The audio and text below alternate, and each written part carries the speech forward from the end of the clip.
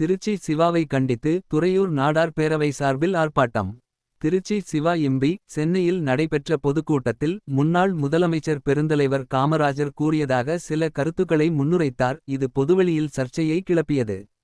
இதனை கண்டித்து துறையூரில் நாடார் பேரவை சார்பாக திருச்சி சிவாவிற்கு எதிராக கண்டன ஆர்ப்பாட்டம் நடைபெற்றது. இந்நிகழ்ச்சிக்கு வழக்கறிஞர் ராமசாமி தலைமை வகித்தார். பாண்டியன், ஆதித்தன் ராஜன் மற்றும் மனோகரன் ஆகியோர் முன்னிலை வகித்தனர். ரவி வரவேற்புரை வழங்கினார். சிறப்புரையாற்றியவர்கள் சுரேஷ், வேல்குமார், செல்வம், தங்க பெருமாள், கிருஷ்ணன், பொன்னுத்துரை மற்றும் ராஜமோகன். இளைஞரணி உறுப்பினர்கள் சுடலை மகாராஜா, ஆனந்த், இளவரசன், சரவணன், ரஞ்சித் மற்றும் சுரேஷ் ஆகியோர் ஆர்ப்பாட்டத்தில் பங்கேற்று கண்டன கோஷங்களை எழுப்பினார். இறுதியில் குருசாமி நன்றியுரை ஆற்றினார். பெருமளவிலான பொதுமக்கள் மற்றும் பேரவை உறுப்பினர்கள் இதில் பங்கேற்று தங்களது கண்டனத்தையும் எதிர்ப்பையும் பதிவு செய்தனர். மிக சிறப்பாக விமர்சையாக மன மகிழ்வோடும் மன நிறைவோடும் பள்ளி குழந்தைகளுக்கு இனிப்பு வழங்கி நோட்டு பேனா கொடுத்து சிறப்பான வகையிலே நடத்தி மகிழ்ச்சியோடு இருந்தோம். அந்த மகிழ்ச்சி நம்மிடையே இருக்கின்ற நேரத்திலேயே வெந்த புண்ணை வேலில் பாய்ச்சி என்று சொல்வார்களே, அதை போல ஒரு மூன்றாம் தர மனிதன் முதல் நிலையில் திராவிட முன்னேற்ற கழகத்தால் வைக்கப்பட்டிருக்கின்ற டெல்லி ராஜ்யசபாவுடைய மேல் தலைவர் மரியாதைக்குரிய திருச்சி சிவா அவர்கள், அரசியல் வியாபாரி அவர்கள், பெருந்தலைவர் காமராஜர் ஆட்சி காலத்தில் அவர் பிறந்தாரா என்பதே சந்தேகம். அந்த நபர் சென்னையிலே பெரம்பூர் ஒரு நிகழ்ச்சியிலே பேசுகின்றார். பெருந்தலைவர் காமராஜர் அவர்கள் குளிர்சாதன பெட்டி இல்லாமல் உறங்க மாட்டார், தூங்க மாட்டார், அவருக்கு தூக்கம் வராது என்று அழுத்தம் திருத்தமாக பேசுகின்றார். அவர் குடியிருந்த வீட்டிலேயே அவருக்கு குளிர்சாதன பெட்டி வசதி கிடையாது, வெறும் ஃபேன் தான். அப்படியெல்லாம் இருக்கின்ற நிலையிலே பெருந்தலைவரை கொச்சைப்படுத்த வேண்டும் நிலையிலே அவர் தேவையில்லாத கருத்தை சம்பந்தமில்லாத இடத்திலே பேசி இருக்கிறார் என்று சொன்னால் அதற்கு ஏதோ ஒரு உள்நோக்கம் இருக்கிறது என்பதை மாண்புமிகு முதலமைச்சர் புரிந்து கொள்ள வேண்டும். அவர் எந்த அடிப்படையிலே கருணாநிதியை துதிப்பாட வேண்டும் என்று சொன்னால் பாடட்டும், ஸ்டாலினிடம் ஏதாவது சொல்லி பெற வேண்டும் என்றால் பெறட்டும், அதிலெல்லாம் நமக்கு எந்த ஆட்சேபனையும் இல்லை. அதற்காக பெருந்தலைவரை தவறாக அவரிடம் இல்லாத பண்புகளை, ஏசி இல்லாம தூங்க மாட்டாரு, கருணாநிதியை கையை பிடிச்சிக்கிட்டு நீதான் இந்த நாட்டை காப்பாற்றணும், நீதான் இந்தியாவை காப்பாற்றணும், நீதான் இந்த ஜனங்களெல்லாம் காப்பாற்றணும் அப்படின்னு சொன்னாராம். இதை நம்மளால கண்டுபிடிச்சி சொல்றான். இதை கருணாநிதியை சொன்னார்னு வேற. எவ்வளவு பித்தலாட்டாடா பேசுறீங்க? போதை அடிச்சா மேடைக்கு போனா எது வேணாலும் பேசுவீங்களா? ஒரு தராதரமே இல்லை. திராவிட முன்னேற்ற கழகம் இன்னைக்கு ராஜ்யசபா எம்பி பேசுறதே இல்லை. இதுக்கு முதல் 67 தேர்தலிலும் பெருந்தலைவர் காமராஜர் கொச்சைப்படுத்தப்பட்டார். அவருக்கு மனைவி மக்கள் இருக்கிறார்கள், மும்பையில் இருக்கிறார்கள், அவருக்கு பிள்ளை இருக்கிறது, கான்வென்ட்டிலே படிக்கிறான், இப்படிலாம் சொன்னாங்க. வாடகை வீடு தமிழ்நாடு காங்கிரஸ் கட்சி வாடகை கட்டுது. திருமலை பிள்ளை ரோட்டில் ஒரு வாடகை வீட்டில் தான் பெருந்தலைவர் காமராஜர் குடியிருந்தார். அந்த வீட்டை 67 தேர்தலில் இவங்க ஓட்டு கேட்கிற போஸ்டர்ல போடுறாங்க, ஏழை பங்காளனின் பங்களாவை பாருங்கள் அப்படின்னு போடுறாங்க. அப்பயே இவங்க அவ்வளவுதான் போட்டாங்க, தெரியுதா? ஆக திராவிட முன்னேற்ற கழகம் தொடர்ந்து காமராஜருக்கு ஒரு இழிவை ஏற்படுத்தி கொண்டுதான் இருக்கிறார்கள். அதற்கு சிவா விதிவிலக்கல்ல. இது எந்த அளவு பாதிக்கும் என்பதை அவர்களுக்கு தெரிய வேண்டும். 1967 காங்கிரஸ் கட்சி ஆட்சியை இழந்தது. ஏறக்குறைய 59 ஆண்டு காலம் ஆகிவிட்டது.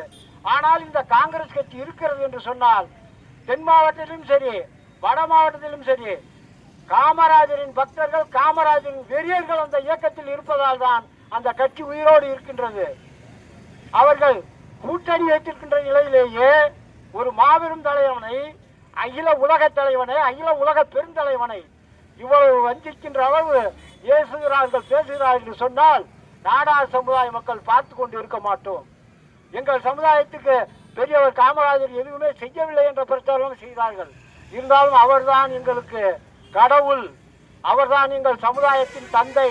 எப்படி தேசத்தந்தை மகாத்மா காந்தியடியோ அதை போல நாடார் சமுதாயத்திற்கு தந்தை பெருந்தலைவர் காமராஜர் அவர்கள் இந்த நாட்டிற்காக எவ்வளவோ உழைத்து எந்த அளவு இந்தியா தான் என்னுடைய வீடு, இந்திய மக்கள் தான் என்னுடைய குடும்பம் என்று சொன்ன அந்த தலைவரை கொச்சைப்படுத்திய திருச்சி சிவாவை வன்மையாக துறையூர் நாடார் பேரவையின் சார்பில் கலைஞர் அவர்கள்தான் காப்பாற்ற வேண்டும் என்றும் சாகும் தருவாயில் சொன்னதாக ஒரு பொய்யான செய்தியை சொல்லியுள்ளார். தான் செல்லுகின்ற இடத்தில் சொகுசான வாழ்க்கை வாழ வேண்டும், ஏசியில வாழணும், கார்ல போகணும், தான் குடும்பம் மட்டும் நல்லா இருக்கணும் அப்படின்னு நினைக்கக்கூடிய நபர் தான் திருடி பிறரை நம்ப மாட்டார்கள் என்பதற்கு ஆதரவாக அந்த ஒரு கருத்துடன் வாழக்கூடிய நபர் என்பதால் தான் காமராஜரை பற்றி இப்படி ஒரு தரக்குறைவான வார்த்தைகளை சொல்லியுள்ளார்.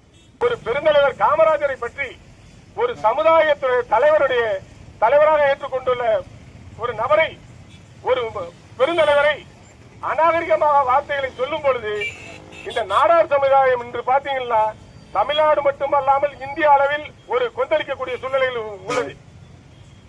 வரும் 2026 சட்டப்பேரவை தேர்தலின் மூலம் இந்த நாடார் சமுதாய மக்கள் தங்களது ஓட்டின் மூலம் எடுத்துக்காட்டுவார்கள் என்பதை சுட்டிக்காட்டி ஒரு வேண்டுகோளாகவும் துறையூர் நாடார் பேரவை சார்பாகவும் துறையூர் நாடார் மகளிர் சங்கத்தின் சார்பாகவும் ஒரு வேண்டுகோளாகவும் தமிழக முதல்வருக்கு இந்த ஆர்ப்பாட்டத்தின் வாயிலாக வேண்டுகோளை வைக்கின்றேன். நீங்கள் உண்மையிலேயே கர்மவீரர் காமராஜர் மீது ஒரு நல்ல மதிப்பும் மரியாதையும் இருந்திருந்தால் குற்றவாளியே தப்போ ஒப்புக்கொண்ட பின் இன்று டிவியிலேயே பேட்டி கொடுத்த பின் அவரை உங்கள் கட்சியிலிருந்து சட்டப்படியான நடவடிக்கை எடுக்கும் பட்சத்தில் தான் இந்த நாடார் சமுதாய மக்கள் தங்களுடைய கோபத்தை அடக்குவார்கள், அதை அடக்கிக் கொள்வார்கள். இல்லை என்றால் இதனுடைய விளைவு பின்வரும் காலங்களில் வரும் சட்டப்பேரவை தேர்தலில் எதிரொலிக்கும் என்பதை கூறி இந்த கண்டன ஆர்ப்பாட்டத்திற்கு வந்துள்ள அத்தனை பேருக்கும் நன்றி கூறி வாய்ப்புக்கு நன்றி கூறி விடைபெறுகிறேன். நன்றி, வணக்கம். கண்டிக்கின்றோம் கண்டிக்கின்றோம் திருச்சி சிவாவை கண்டிக்கின்றோம். மன்னிப்பு கேள் மன்னிப்பு கேள் மன்னிப்பு கேள் மன்னிப்பு கேள் திருச்சி சிவாவை மன்னிப்பு கேள். தேவை தேவை திருச்சி சிவாவுக்கு நாவடக்கம் தேவை தேவை தேவை திருச்சி சிவாவுக்கு நாவடக்கம் தேவை. நடவடிக்கை எடுத்துடு நடவடிக்கை எடுத்துடு நடவடிக்கை எடு தமிழக அரசே நடவடிக்கை எடு. திருச்சி சிவா திருச்சி சிவா திருச்சி சிவா பேசாதே பேசாதே மேடையில் போதையில் பேசாதே பேசாதே பேசாதே மேடையில் போதையில் பேசாதே. கண்டிக்கின்றோம் கண்டிக்கின்றோம் கண்டிக்கின்றோம் கண்டிக்கின்றோம் திருச்சி சிவாவை கண்டிக்கின்றோம்.